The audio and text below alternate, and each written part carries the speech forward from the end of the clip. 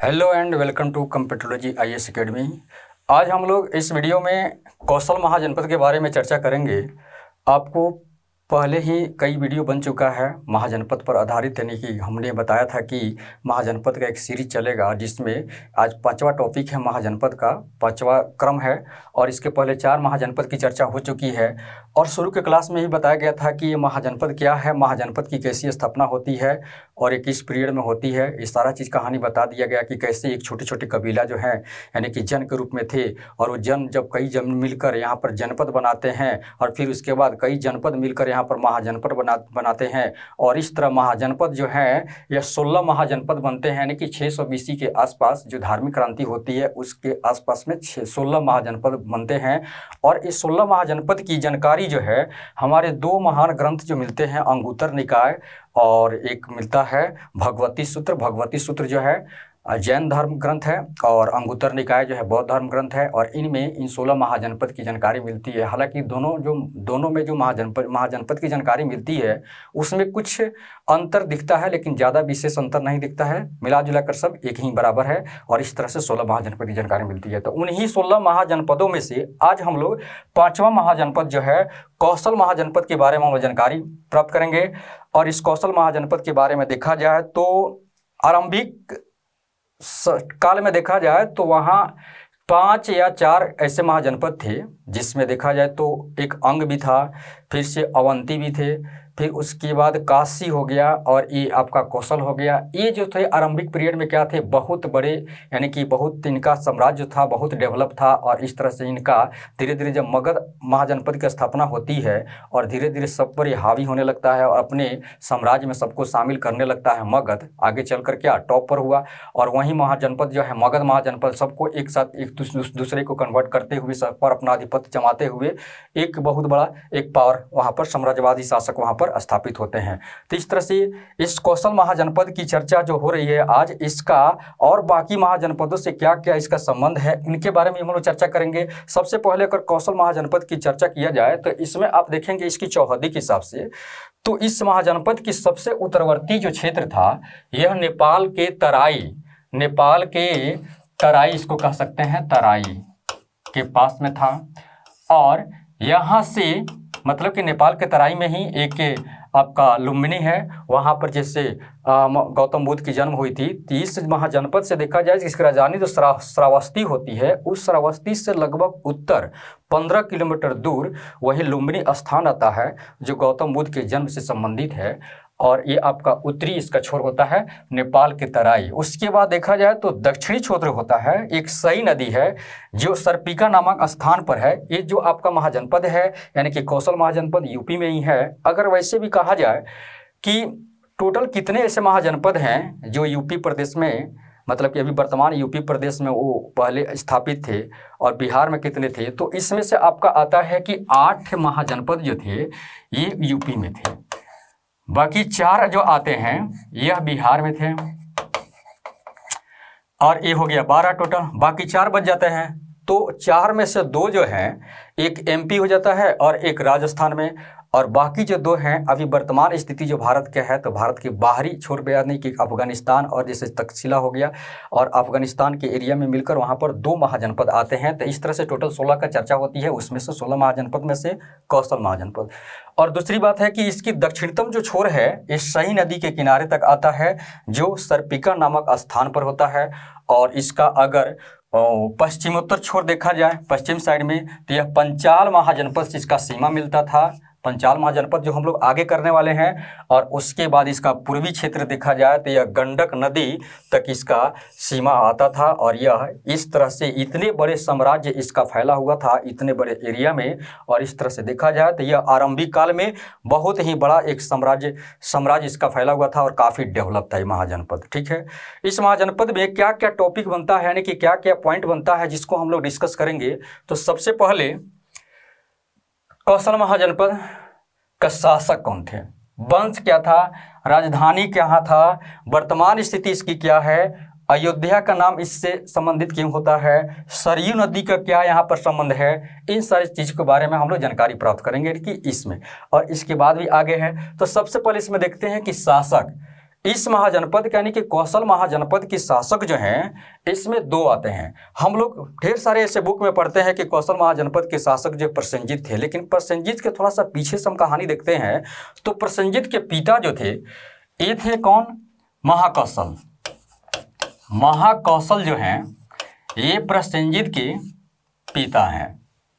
ठीक, यहाँ से कहानी थोड़ा सा सुलझी हुई लगती है। उसके पहले भी यहाँ पर कोई होंगे, लेकिन महाकौशल जो प्रसेनजित के पिता हैं, जिसको हम लोग अभी जानते हैं कि प्रसेनजित ही वहाँ के शासक थे, लेकिन उनके पहले महाकौशल उनके पिता वहाँ के शासक थे। और वहीं महाकौशल के द्वारा ही अपने साम्राज्य विस्तार के क्रम में इन्होंने काशी पर अधिकार किया था। काशी महाजनपद जो हम लोग आगे पढ़ेंगे उस पर इन्होंने अधिकार किया था। तो एक बहुत बड़ा एक फैक्ट आता है कि काशी महाजनपद को अपने अधीन किसने बनाया, यानी कि किस महाजनपद ने वहाँ युद्ध अभियान करके काशी महाजनपद को अपने साम्राज्य में मिला लिया। तो यह प्रसेनजित नहीं है, उनके पिता जो हैं महाकौशल हैं। और यही महाकौशल जो हैं ये जो प्रसेनजित के पिता हैं काशी महाजनपद को अपने अधीन किया, उसको पराजित करके उस पर विजय हासिल करके अपने अधीन किया था। तो ठीक है, पहला शासक का नाम आ गया महाकौशल। और उनके बाद महाकौशल के बाद जो आते हैं ये प्रसेनजित आते हैं।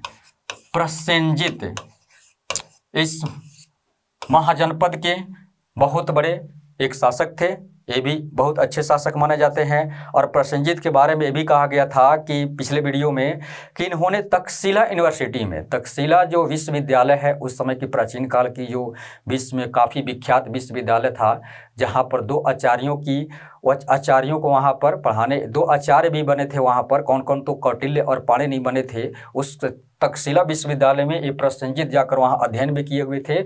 और इस तरह से कहा जाता है कि ये काफ़ी मतलब कि इनकी भी एक मतलब कि साम्राज्य स्थापित था। उसके बाद कहा जाए तो यानी कि इस महाजनपद के दो शासक तो यहाँ पर आ गए, महाकौशल और प्रसेनजित। महाकौशल का संबंध किससे है? यानी कि काशी महाजनपद किसने जीता था। और प्रसेनजित का संबंध जो आता है तो इनके समय में देखा जाता है तो बिंबिसार का संबंध इससे जुड़ा हुआ है। बिंबिसार यानी कि बिंबिसार जो मगध का जो शासक थे, और बिंबिसार और प्रसेनजित को समकालीन कहा जाता है। हालांकि बिंबिसार के पुत्र अजातशत्रु भी क्या ये प्रसेनजित के समकालीन है, लेकिन ये बाद की कहानी है। लेकिन अभी जो है दो शासकों का नाम यहाँ पर आता है कि कौशल महाजनपद का दो यहाँ पर प्रतापी शासक होते हैं, महाकौशल और प्रसेनजित। दूसरा बात है कि वंश, इस महाजनपद के जो शासक महाकौशल हैं और प्रसेनजित है, इनका वंश क्या था? तो इसके वंश का नाम हम लोग पढ़ते हैं कि इक्ष्वाकु वंश इसका नाम आता है। इक्ष्वाकु वंश इसको हम लोग कहते हैं। ये लोग जो संबंधित है इक्ष्वाकु वंश से इस लोग संबंधित है। दूसरी बात की राजधानी, इसकी राजधानी क्या है? तो इसकी राजधानी दो आती है, एक उत्तरी राजधानी और एक दक्षिणी राजधानी आता है। तो उत्तरी राजधानी में देखा जाए तो ये आता है श्रावस्ती, इसको इधर लिखते हैं श्रावस्ती उत्तरी राजधानी थी। और दूसरी राजधानी थी यह कुशावती के नाम से जाना जाता है, कुशावती के नाम से जाना जाता है।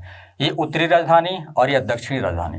अब ये जो है दो राजधानियां हैं, इन दो राजधानियों के बीच में देखा जाता है कि सरयू नदी जो है यूपी का, ये सरयू नदी इसमें आता था दोनों राजधानियों के बीच में। और इसी सरयू नदी के तट पर अयोध्या जो नगरी थी, जो राम की जन्मभूमि का, श्री रामचंद्र की जन्मभूमि कहा जाता है, तो वो वहाँ पर है अयोध्या नगरी, यानी कि नदी के किनारे। यानी कि इन दोनों नदियों के बीच में सरयू नदी जो है बहती थी, दोनों राजधानियों के बीच में सरयू नदी, और इसी सरयू नदी के बीच में किनारे पर अयोध्या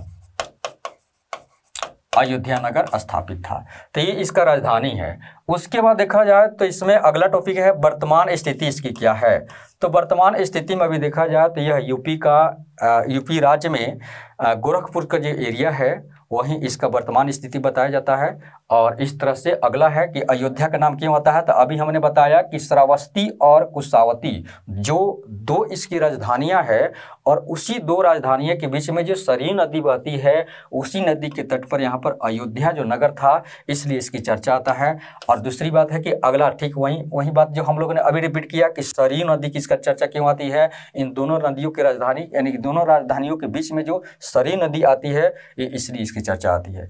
तो ये तो हो गया इसका शासक कौन है, तो 2 शासक हैं। वंश क्या है, इक्ष्वाकु वंश है। राजधानियाँ कितनी है, तो इसकी 2 राजधानियाँ है, एक उत्तरी राजधानी है और दूसरी क्या है, दक्षिणी राजधानी है, यानी कि कुशावती और उत्तरी श्रावस्ती।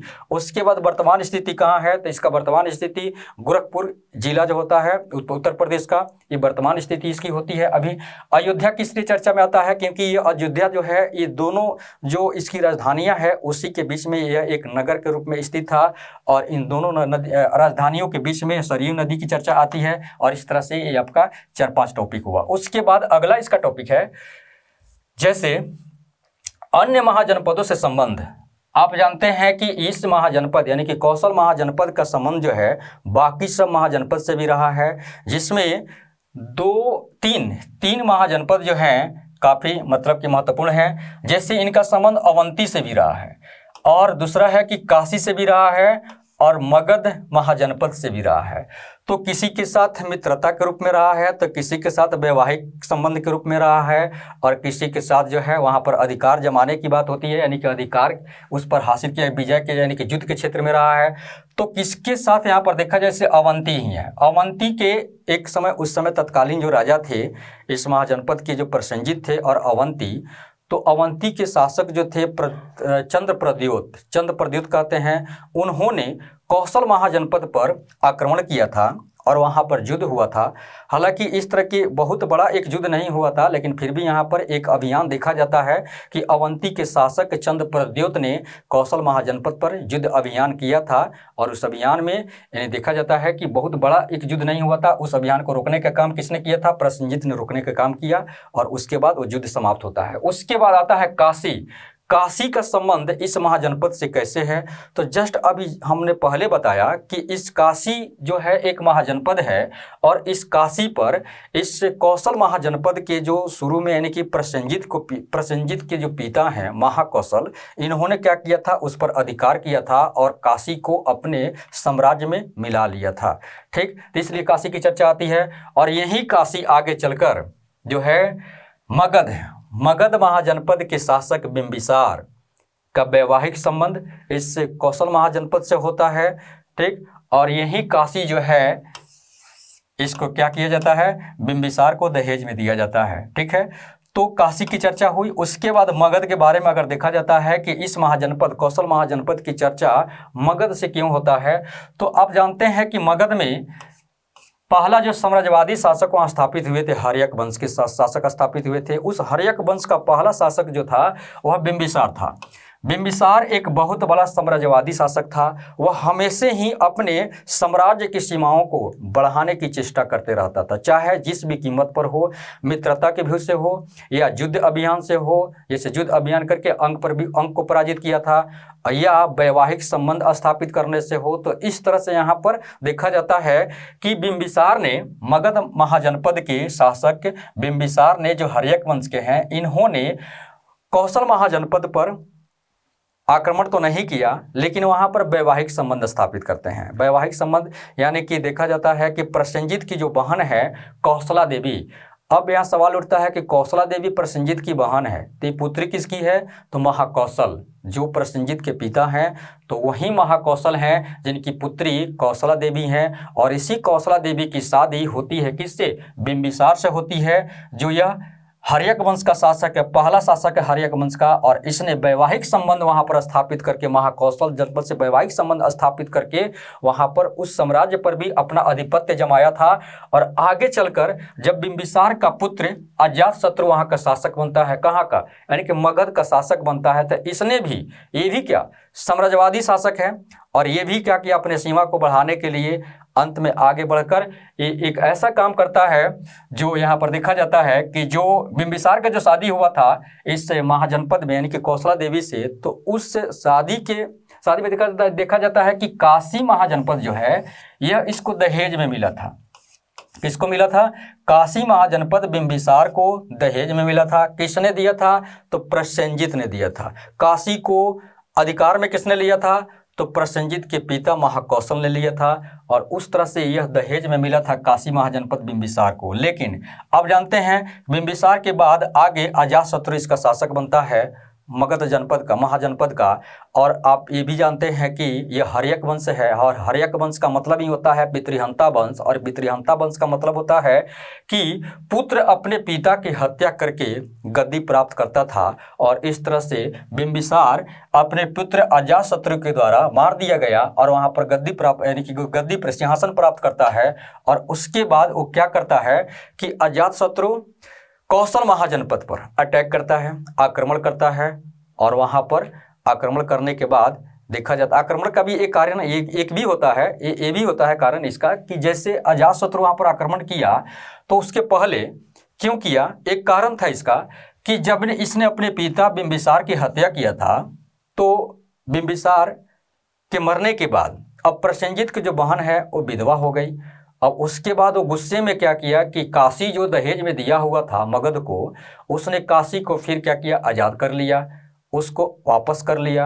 अब इसको अजातशत्रु को अच्छा नहीं लगा और ये क्या किया कि फिर वहाँ पर अटैक करता है। अटैक करने के बाद काशी को भी अपने अधिकार में करता है और प्लस कौशल महाजनपद जो है उसको भी अपने अधिकार में कर लिया। और उसके बाद इतना ही नहीं, प्रसेनजीत की जो पुत्री थी वजीरा, उनकी एक पुत्री है वजीरा से शादी भी करता है अजातशत्रु।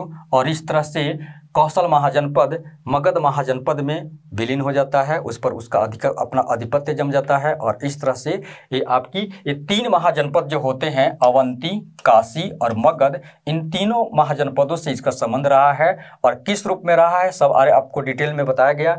और उसके बाद एक लास्ट क्वेश्चन है कि बुद्ध का सर्वाधिक उपदेश कहाँ पर हुआ, यानी कि बुद्ध ने अपने जीवन में सबसे अधिक उपदेश कहाँ दिया। तो यही कौशल महाजनपद है जिसकी उत्तरी राजधानी को श्रावस्ती कहा जाता है। और उसी श्रावस्ती क्षेत्र में बुद्ध ने सबसे अधिक उपदेश दिया है।